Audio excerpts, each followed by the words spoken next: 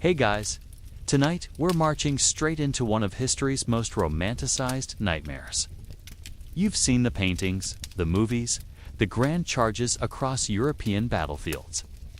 Napoleon's Grand Army, the most feared military force in the world, conquering nations and reshaping empires. Glorious right. Wrong, dead wrong. Because if you think you'd survive even a single day as one of Napoleon's soldiers, you're about to get a reality check harder than a Russian winter. So before you get comfortable, take a moment to like the video and subscribe, but only if you genuinely enjoy what I do here. And let me know in the comments where you're tuning in from and what time it is for you. It's always fascinating to see who's joining us from around the world. Now, dim the lights, maybe turn on a fan for that soft background hum, and let's ease into tonight's journey together. Welcome to Napoleon's Army, where glory is a myth, dysentery is your roommate, and your life expectancy just dropped to somewhere between a mayfly and yesterday's bread ration. Let's start with how you even end up in this mess. Forget romantic notions of volunteering for emperor and country. Most likely, you've been conscripted. That's a fancy word for dragged kicking and screaming into military service whether you like it or not. The levy en masse, France's mass. Conscription system doesn't care about your dreams, your family, or the fact that you've never held anything sharper than a butter knife. You're between 18 and 25. Congratulations, you're now property of the French Republic.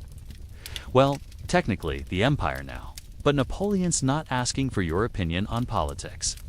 Your recruitment process goes something like this. A government official shows up in your village, reads a list of names, and suddenly you're marching away from everything you've ever known. No training period. No, let's see if you're cut out for this. Just a musket, a uniform that probably doesn't fit, and a cheerful try not to die immediately. The lucky ones, and we use that term very loosely, are volunteers. These are usually criminals avoiding prison, debtors escaping, creditors, or young. Men who've been listening to too many recruitment speeches about glory and honor. Spoiler alert, there's no glory in dysentery. And honor doesn't stop grapeshot from turning you into human confetti. But here's the kicker. Even if you somehow wanted to be there, even if you were burning with patriotic fever and dreams of military greatness, none of that matters. Because wanting to be a soldier and surviving as one are two completely different things. And Napoleon's army chews up eager recruits faster than a mill grinds grain. So there you are. Freshly recruited, probably crying for your mother, clutching a weapon you don't know how to use, about to embark on the adventure of a lifetime, which, given the circumstances, might last about as long as a sneeze. Training. In a modern army, you'd spend months learning how to march, shoot, fight, and survive. In Napoleon's army, your training consists of, here's your musket. Try to point it at the enemy. Good luck. If you're extraordinarily lucky, you might get a few weeks of drill practice. This involves learning to march in formation, which sounds simple until you realize you're doing it while carrying about 60 pounds of equipment, wearing boots that were probably made for someone else's feet, and trying not to trip over your own. Bayonet. Your instructors, assuming you have any, are either grizzled veterans who've seen too much combat and have the patience of a rabid badger, or slightly less new recruits who know maybe 3 days more than you do. They'll teach you the basics. Load your musket without blowing your own face off. March without falling down, and die with dignity. Mostly the dying part. The musket training is particularly optimistic. You'll learn to load, prime, aim, and fire. What they don't tell you is that these Brown Bess or Charleville muskets are smoothbore weapons with the accuracy of a drunk throwing rocks in the dark. At 100 yards, you're more likely to hit the moon than your intended target. But don't worry. The enemy has the same problem. Your drill sergeants will scream at you in French, which is great if you speak French. If you don't, you'll just have to guess whether they're telling you to charge or retreat. Get it wrong, And congratulations, you've just committed either cowardice or suicide. Both are frowned upon. Bayonet practice involves stabbing straw dummies, which is excellent preparation for fighting other straw dummies. Real enemies, unfortunately, tend to move, shoot back, and have an annoying habit of not standing still while you try to stab them. And that's it. That's your training. A few weeks of marching, some musket practice, and a prayer that you'll figure out the rest as you go. Modern boot camps last months and still don't fully prepare soldiers for combat. You're getting the express course, point musket at enemy, pull trigger, hope for the best. But here's the real kicker. Most of Napoleon's soldiers never received even this minimal training. They were handed a uniform and marched straight to the front lines, learning on the job, which is a polite way of saying learning while people try to kill you. Let's talk about your gear. And by gear, we mean the collection of barely functional items that are supposed to keep you alive, but will probably just slow you down while you die. First, your uniform. It's blue, because Napoleon liked blue, and it's made from wool that feels like it was woven from angry sheep. In summer, it's a portable sauna. In winter, it's about as warm as a spider web. The jacket looks impressive in paintings, but offers all the protection of a harsh glare against musket balls and bayonets. Your boots, assuming you get boots, were made by the lowest bidder using leather from cows that probably died of old age. They'll fit poorly, fall apart quickly, and give you blistersat could have their own postal codes. Many soldiers ended up barefoot, wrapping their feet in rags and hoping for the best. Nothing says elite fighting force like marching across Europe with no shoes now, your musket. This is your best friend, your lifeline, your only chance of survival. It's also a temperamental piece of 18th century technology that requires more maintenance than a spoiled aristocrat. The Brown Bess or Charleville musket is a smoothbore, single-shot weapon that takes about 20 seconds to reload if you're fast. And not being shot at, under combat stress, it takes longer. Much longer. The musket fires a large lead ball that can certainly kill someone, assuming you can hit them. The effective range is about 50 yards, which means you need to get close enough to see the color of your enemy's eyes before you can reliably shoot them. This proximity issue becomes problematic when they're also shooting at you. Your ammunition consists of paper cartridges filled with gunpowder and a musket ball. To load, you bite open the cartridge, pour the powder down the barrel, stuff the paper and ball down with a ramrod, prime the flash pan, cock the hammer, aim, and fire. In the rain, none of this works because wet gunpowder is about as useful as wet matches. Your bayonet attaches to the end of your musket, turning it into a very unwieldy spear. It's great for charging dramatically across battlefields, less great for actually fighting, since most bayonet charges ended with one side running away before contact. Hand-to-hand bayonet combat was rare because it was essentially a death sentence for everyone involved. Then there's your pack, containing everything you own in the world. Spare clothing, rations, ammunition, personal items, and whatever you've done, looted along the way. It weighs about 60 pounds when fully loaded, which is roughly equivalent to carrying a medium-sized person on your back while trying to fight for your life. Your protective gear consists of absolutely nothing. No helmet, no armor, no shield. Just wool clothing and desperate hope. Cannonballs, grape shot, musket balls, and bayonets will go through you like you're not even there. Because, functionally, you're not. Now, let's meet your new best friends. The men you'll be fighting, marching, and probably dying alongside. Spoiler alert, they're not exactly the cream of French society. Napoleon's Grande Armée was built on conscription, which means you're surrounded by people who really, really don't want to be there. Your tent mates include farmers who've never been more than 10 miles from their village, city criminals avoiding prison time, debtors escaping creditors, and the occasional genuine volunteer who still believes in glory and honor. He'll learn better soon enough. Many of your fellow soldiers can't read, write, or even speak proper French. France in Napoleon's time was a patchwork of regional dialects and languages. Your sergeant might be shouting orders in French while half the company speaks Breton, Provençal, or Alsatian. Military coordination becomes a game of deadly charades.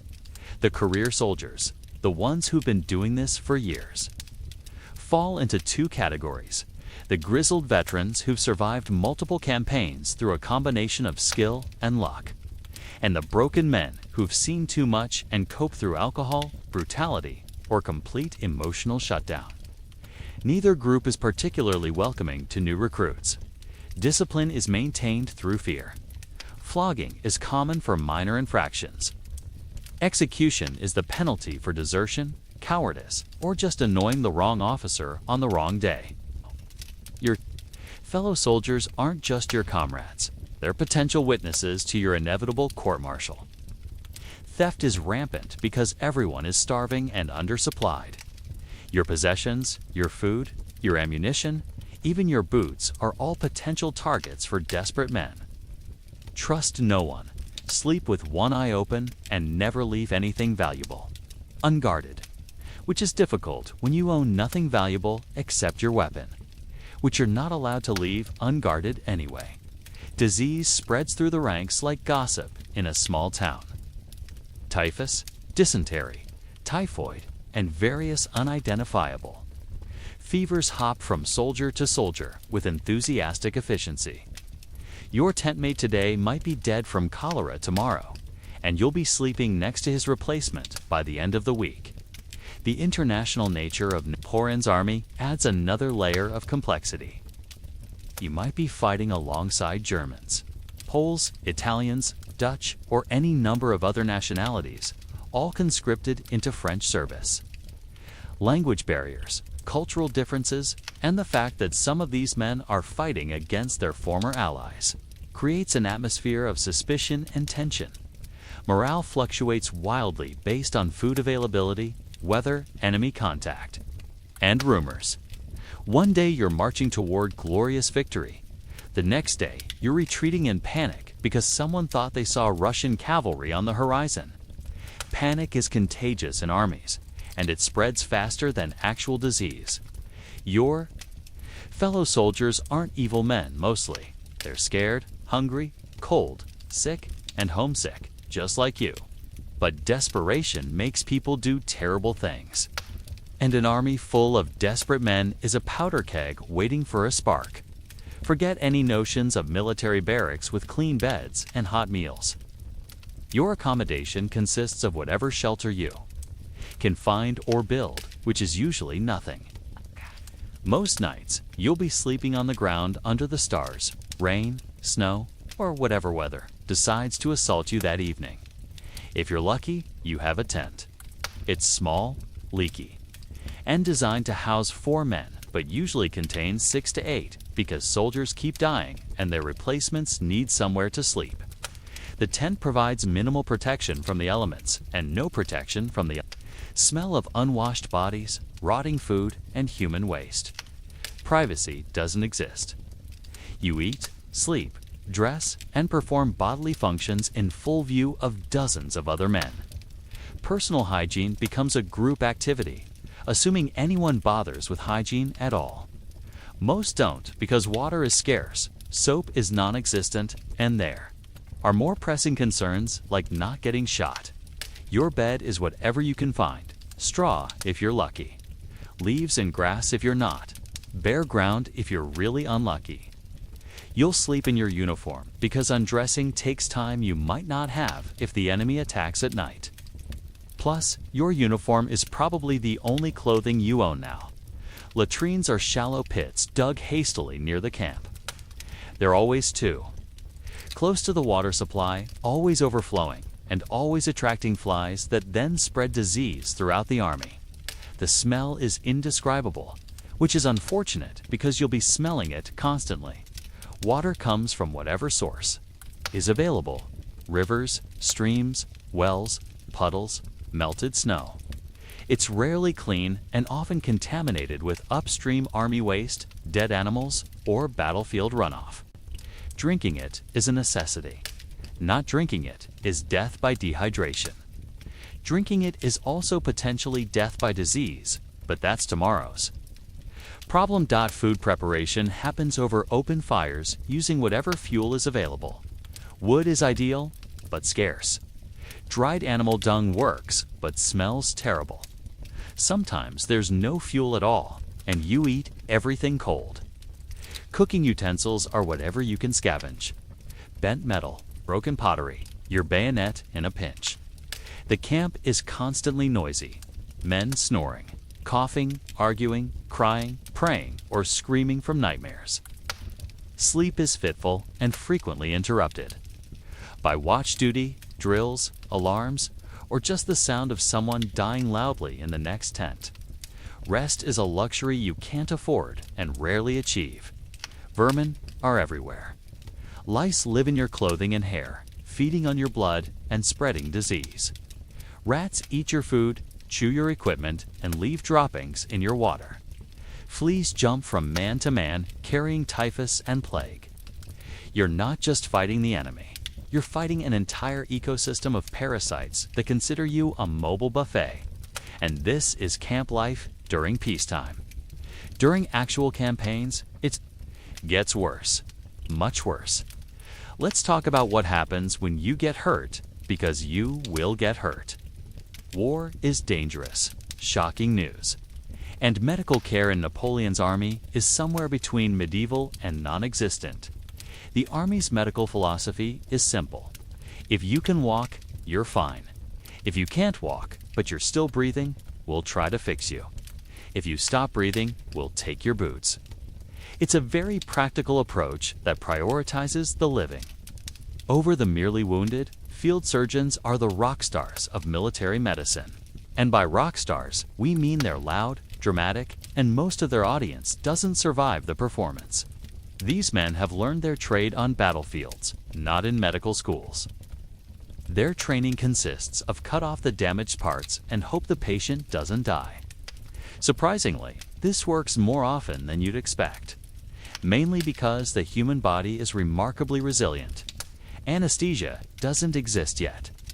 Pain relief consists of alcohol, if available, or a wooden stick to bite down on. Major surgery means being held down by several strong men while someone cuts off your leg with a saw. The lucky patients pass out from pain early in the procedure. The unlucky ones stay conscious for the whole experience. Amputation is the solution to most serious injuries. Shattered arm, cut it off. Infected leg wound, cut it off. Gangrene anywhere. Cut it off and hope it hasn't spread. Army surgeons can remove a limb in under 5 minutes, which is impressive until you realize that speed is necessary. Because patients tend to die from shock if you take too long. Antiseptics are unknown. Instruments are cleaned by wiping them. On already bloody aprons, the same saw that removed your tent mate's leg will be used on you, complete with any infections he might have been carrying.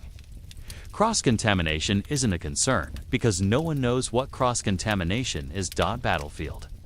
Medicine involves quick triage. Those who will definitely die are left to die. Those who might survive get basic treatment, and those who will probably live are ignored until later. If you're wounded but conscious, you're expected to help treat other wounded soldiers. It's very much a do-it-yourself medical system. Common treatments include bloodletting for almost everything, purging for digestive issues, and prayer for everything else.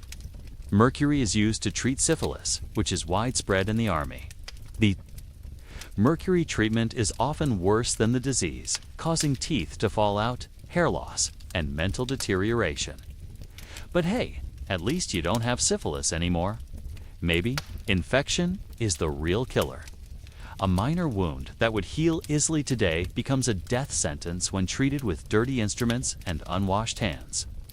Gangrene spreads quickly in the unsanitary conditions of army life. Fever from infected wounds claims more soldiers than enemy action. Hospital conditions are worse than battlefield conditions. Wounded men are packed into whatever buildings are available: churches, barns, private homes. Multiple patients share beds, spreading infection and disease.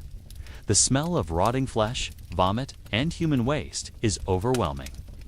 Many patients prefer to die outside rather than in the hospitals. Medicine is a mixture of folk remedies, superstition, and desperate experimentation. Moss is used to pack wounds. Urine is considered a sterile cleaning agent. Spider webs are applied to cuts. Some of these treatments actually work, mostly by accident. If you survive your injuries and treatment, you'll be returned to duty as soon as possible, missing a hand. You can still march, lost a foot.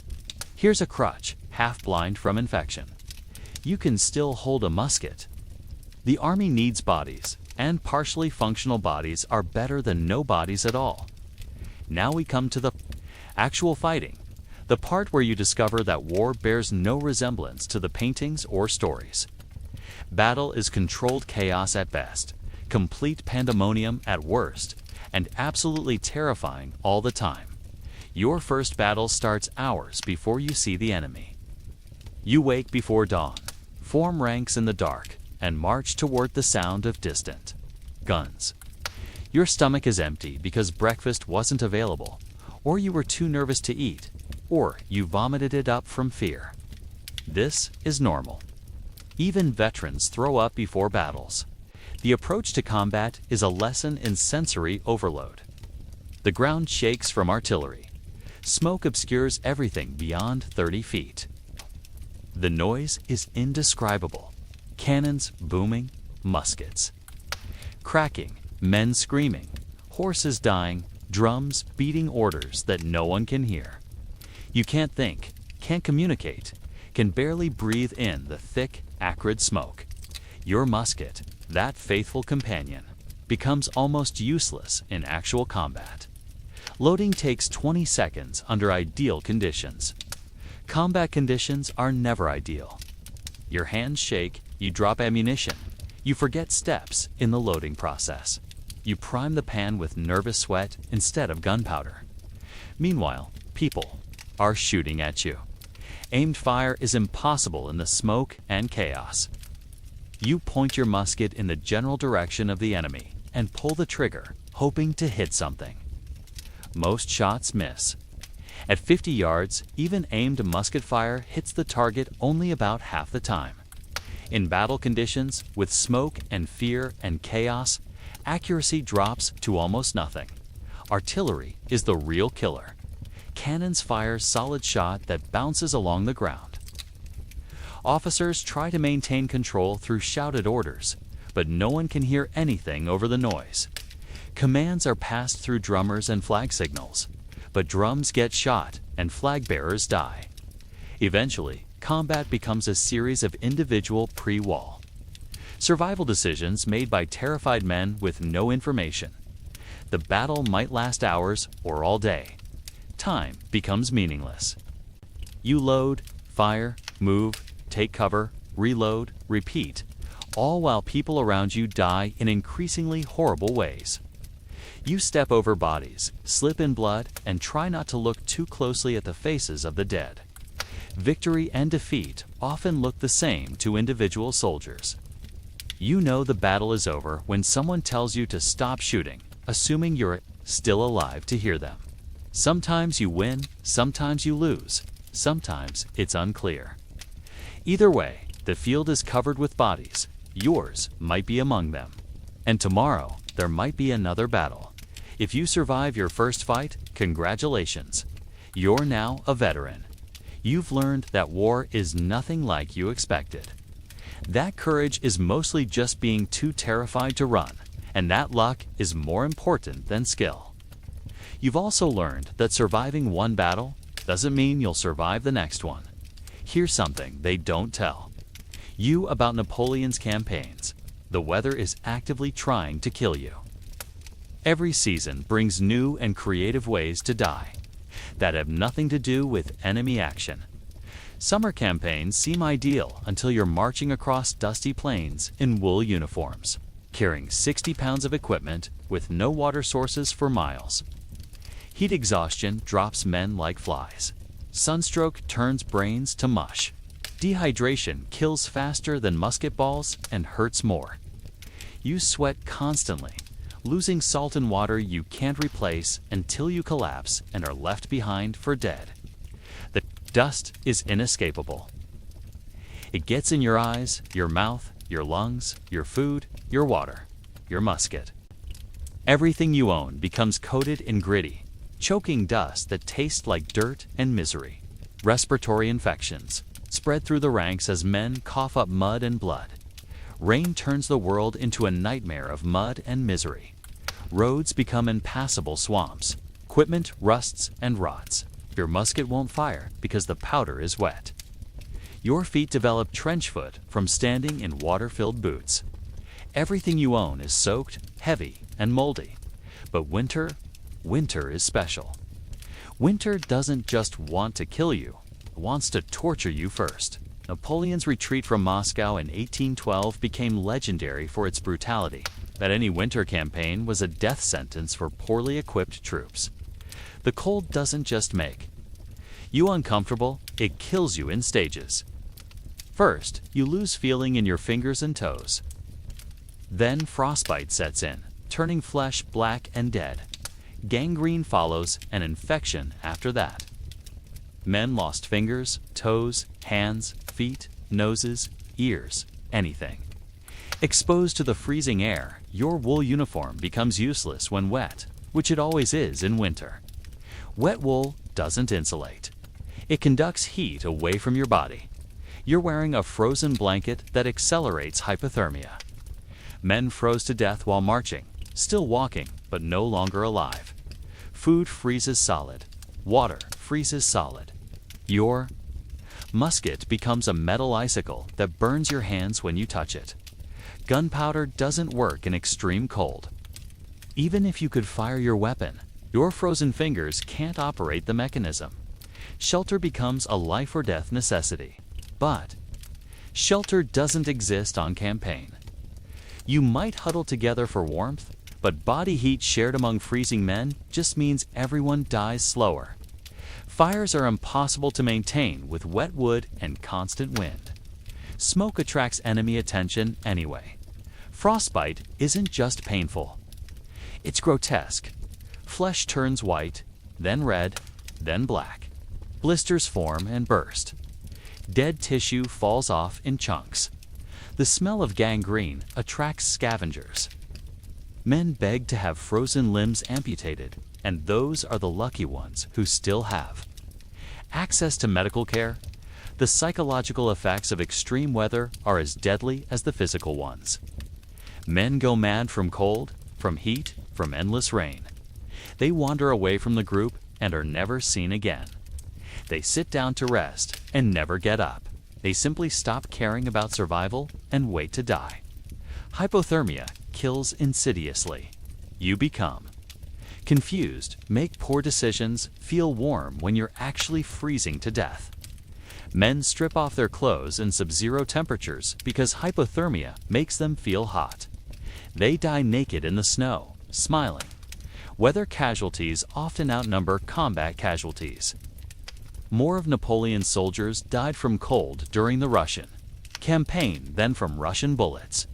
Heat stroke claimed more victims in Spain than Spanish resistance. Rain and mud killed more men than Austrian artillery. And here's the cruelest part. The weather doesn't take sides. While you're freezing to death in a Russian winter, Russian soldiers are also freezing to death. While you're dying of heat stroke in Spain, Spanish guerrillas are also suffering in the heat. The weather is an equal opportunity killer, and it's very, very good at its job. Let's talk about the men who are supposed to lead you to victory, assuming they can find you on a map and remember your name. Spoiler alert, they can't and they won't, because to them, you're not a person. You're a number, a statistic, a replaceable cog in Napoleon's war machine. The officer corps is mostly composed of men who bought their commissions. inherited their titles, or were promoted for reasons having nothing to do with military competence. Some are genuine military geniuses. Most are aristocrats playing war with other people's lives. Guess which category is more common? Your immediate superior, the sergeant or lieutenant, might be a former peasant like you who survived long enough to earn promotion. These men understand what you're going through because they've been through it themselves. They're also bitter, brutal, and convinced that suffering builds character. They'll work you half to death because someone once worked. Them half-to-death company and regimental commanders are usually from the minor nobility or bourgeoisie. They've read books about warfare, which makes them dangerous. They have theories about tactics and strategy that they're eager to test on living human beings. You are their test subjects, and the experiments often go badly. The general staff lives in a different world entirely. They sleep in commandeered mansions, eat well-prepared meals, and plan battles from comfortable headquarters miles behind the lines. To them, moving an army is like moving pieces on a chessboard. If you die, they'll just move another piece into your square. Communication between officers and enlisted men is deliberately limited. Officers speak to sergeants, sergeants speak to corporals, corporals speak to you. Orders filter down through this chain, getting distorted and confused at each level. By the time you receive instructions, they might bear no resemblance to what was actually intended. Discipline is maintained through fear and brutality. Officers have the legal right to beat, flog, or execute soldiers for a wide range of offenses. Talking back, falling behind, losing equipment, showing cowardice, or just having bad luck can result in severe punishment. Justice is swift, arbitrary, and usually unfair. Your officers are also incompetent in ways that will get you killed. They can't read maps, don't understand logistics, and have no grasp of battlefield conditions. They'll order you to attack fortified EA positions with muskets, march you into swamps, or position you where enemy artillery can demolish you at leisure. The class divide between officers and enlisted men is absolute. You don't speak unless spoken to. You don't question orders, and you certainly don't offer suggestions. Officers are gentlemen. You are cannon fodder. This distinction is maintained even when the officers are obviously wrong, and you're obviously right. Favoritism is rampant. Officers promote their friends, protect their relatives, and punish men they dislike. Merit has nothing to do with advancement. Political connections, family background, and personal loyalty matter more than military competence. The best soldiers often remain privates, while incompetent aristocrats become generals. Your officers are also cowards, though they'd never admit it. They position themselves safely behind the lines during battles, claim credit for victories they didn't earn, and blame defeats on the enlisted men. When things go wrong, it's always the fault of poor discipline among the troops, never poor leadership among the officers. Medical care, food distribution, and equipment allocation all depend on officer priorities. Officers eat first, get the best equipment, and receive medical attention when they need it. You get whatever's left over, which is usually nothing. If you complain, you're punished for insubordination. But here's the really infuriating part. Some officers are genuinely competent and caring leaders who understand that their men's lives matter. These officers are rare, treasured by their troops, and usually killed early in their careers because competent leaders take risks to protect their men. The incompetent ones survive by hiding behind their rank and your bodies. Here's the truth. They don't put in the history books. For every soldier who dies in battle, 10 die from disease. The real enemy isn't the Austrian army or the Prussian cavalry. It's typhus, dysentery, typhoid, cholera, and a dozen other microscopic killers that don't care about your courage or your cause. Typhus is the big one, the monster that stalks through army camps like an invisible death god. It's spread by body lice, and since everyone in the army has lice, everyone is vulnerable. It starts with a headache and fever, progresses to delirium and a characteristic rash, and ends with death in about 2 weeks. There's no treatment, no cure, just suffering and waiting to die. The lice that spread typhus live in your clothing, especially in the seams where they lay their eggs. You can't get rid of them because you can't wash your clothes properly. You can't change your clothes regularly, and even if you could, the lice would just jump from other infected soldiers. Everyone itches constantly, and scratching spreads. The lice around dysentery is equally charming. It's caused by contaminated water and food, which describes everything you eat and drink. Your intestines basically liquefy, causing bloody diarrhea, severe dehydration, and excruciating abdominal pain. You can die from dysentery in a matter of days, than many soldiers do. The combination of poor sanitation and crowded conditions creates perfect breeding grounds for disease. Latrines are too close to water sources. Garbage isn't disposed of properly, and human waste contaminates everything. You're living in a petri dish designed to cultivate the deadliest bacteria known to science: typhoid. Fever spreads through contaminated water and food, causing high fever, weakness, and abdominal pain. It can kill you in a few weeks or drag out for months, slowly destroying your body while keeping you technically alive. Some survivors become carriers, spreading the disease to others without showing symptoms themselves. Cholera is the speed demon of military diseases. It can kill you in hours. You wake up feeling fine, develop sudden, violent diarrhea and vomiting, become severely dehydrated, and die before sunset. Entire units can be wiped out by cholera in a single day. It spreads through contaminated water, which means it spreads everywhere. Respiratory infections thrive in the crowded, poorly ventilated conditions of army life. Pneumonia, tuberculosis, and various other lung diseases spread from man to man through coughing, sneezing, and simply breathing the same air. Winter campaigns are especially deadly because cold weakens the immune system. Scurvy affects armies on long campaigns without access to fresh fruits and vegetables. Your teeth fall out, your wounds don't heal, your bones become brittle, and your gums bleed constantly. It's a slow, painful death that could be prevented with a single orange. But oranges don't exist in army supply trains. Venereal diseases are epidemic in military populations.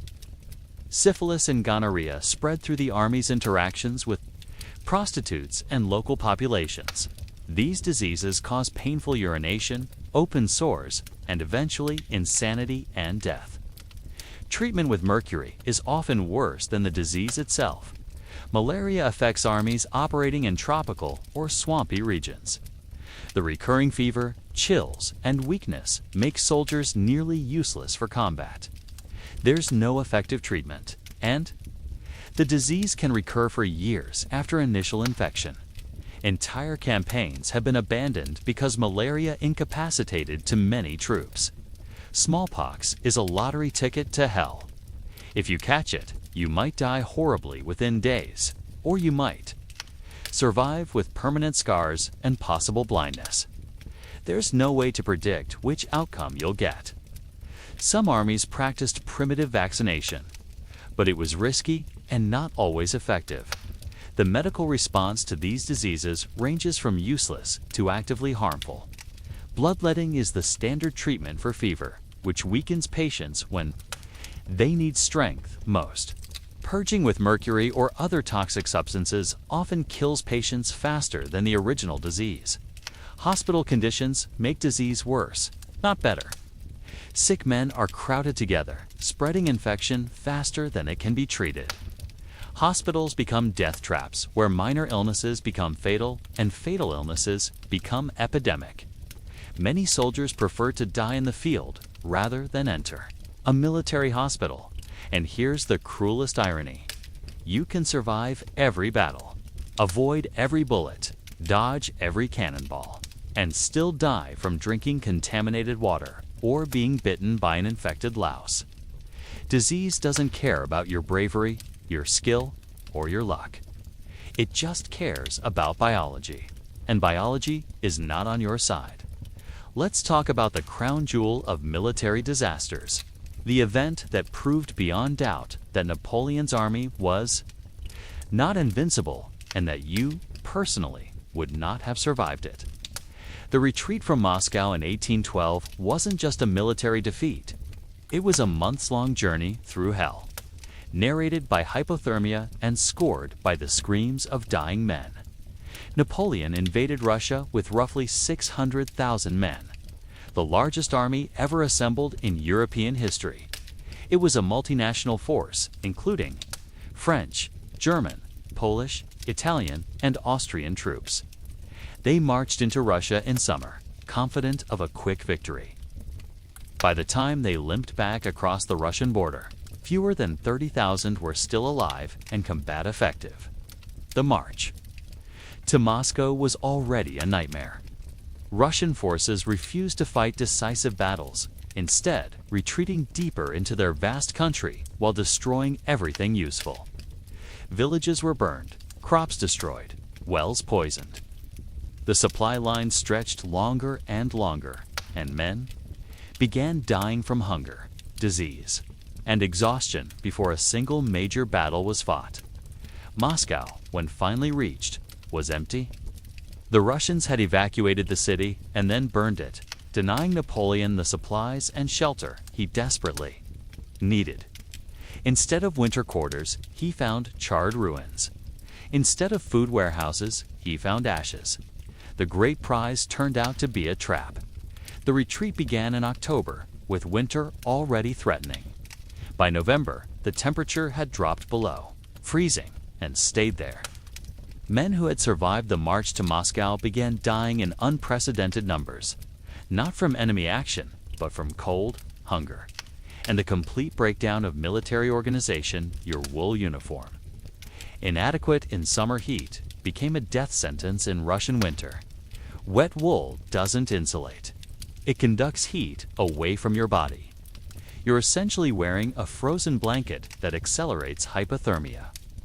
Men stripped naked in sub-zero temperatures because the extreme cold made them feel burning hot, a symptom of severe hypothermia. Food became scarce, then non-existent. The army had outrun its supply lines, and the Russian countryside had been systematically destroyed. Men ate their horses, then their leather equipment, then anything that might contain calories. Cannibalism occurred. Though it's rarely mentioned in official histories, the roads became littered with abandoned equipment as men threw away anything that wasn't essential for immediate survival. Muskets, ammunition, artillery, baggage, even. Regimental flags were discarded. The army dissolved into a mob of freezing. Starving refugees fleeing toward an increasingly distant border. Frostbite claimed more victims than Russian bullets. Men lost fingers, toes, hands, feet, noses, ears. Gangrene set in quickly in the unsanitary conditions. The lucky ones died quickly from infection. The unlucky ones lived long enough to see their extremities turn black and fall off. Field amputations were performed without anesthesia, using whatever sharp instruments were available. The psychological toll was as devastating as the physical. Men went mad from cold, hunger, and constant fear. They wandered away from the main column and were never seen again. They sat down to rest and never got up. They simply stopped caring about survival and waited to die. Suicide became common as men decided that death was preferable to continued suffering. Russian forces harassed the retreating army constantly. Cossack cavalry struck at stragglers and isolated units. Guerrilla fighters ambushed supply trains and medical columns. But the Russians didn't need to attack. Winter was doing their work for them. They just had to wait for the French army to freeze to death. The crossing of the Berezina River became legendary for its horror. The bridges had been destroyed. The river was partially frozen, but not solid enough to support an army. Engineers worked in freezing water to build temporary bridges while Russian artillery shelled the crossing points. Thousands drowned or were crushed in the panic to cross. Medical care ceased to exist. Wounded men were abandoned because the army couldn't carry them. Sick men were left behind to die because stopping to help them meant death for everyone. The famous French military hospitals became mass graves. Doctors abandoned their patients and fled with the retreating mob. Units dissolved as men deserted or died. Regiments that had marched into Russia with 1,000 men emerged with 50 or fewer. Some elite units ceased to exist entirely. The Imperial Guard, Napoleon's personal troops, was reduced to a few hundred survivors. Entire artillery batteries were abandoned when the horses died and men lacked the strength to pull the guns. By the time the remnants of the army reached the Russian border, it had ceased to be an army. It was a collection of frostbitten, starving, traumatized refugees who had witnessed the complete collapse of what had been the most powerful military force in Europe. Of the 600,000 men who had crossed into Russia, perhaps 120,000 survived the campaign, and most of those were too broken to ever fight again. The retreat from Moscow proved that nature was more powerful than Napoleon. That winter was deadlier than any enemy army, and that human endurance had limits. It also proved that you, personally, would not have survived it. Because if hardened veterans of multiple campaigns died in their thousands, what chance would you have had? First, you're not physically prepared for this. You've never marched 20 miles carrying 60 pounds of equipment. You've never slept on the ground in freezing rain. You've never gone days without food or clean water. Your modern, comfortable lifestyle has not prepared you for the brutal physical demands of 19th century military life. Your immune system is a disaster waiting to happen. You've grown up with antibiotics, vaccines, clean water, and sanitary conditions. Expose you to the disease-ridden environment of Napoleon's army, and you'll be dead from typhus within a week. Your body has no resistance to the plagues that constantly swept through military camps. You don't know how to use the weapons. A musket isn't a modern rifle. Unreliable piece of 18th century technology that requires skill and practice to operate effectively. You can't just point and shoot. You need to know how to load, prime aim, and fire under combat conditions. You don't, and you won't live long enough to learn. The food will kill you even if the enemy doesn't. You're used to fresh, clean, properly prepared meals. Army rations are moldy bread, spoiled meat, and contaminated water. Your digestive system will rebel violently against this dietary assault, leading to dysentery, malnutrition, and death. You can't handle the violence.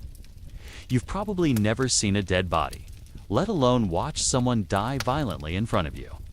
The first time you see a cannonball take off someone's head, you'll either vomit uncontrollably or go into shock. Either response will get you killed. On a battlefield where hesitation means death, the psychological pressure will break you.